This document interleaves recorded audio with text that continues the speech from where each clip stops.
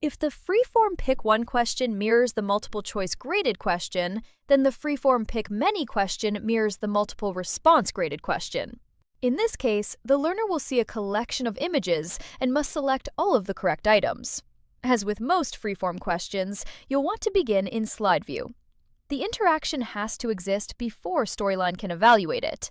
Here, we've created a CAPTCHA-style layout with instructions directing the learner to select all images containing pugs. Each image is inserted individually and given a unique, clearly identifiable name in the timeline.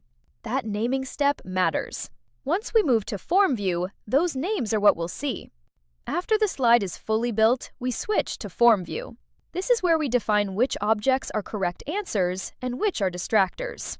Using the drop-down menus, you'll mark each image accordingly. And yes, you must identify every correct object. Storyline won't assume anything.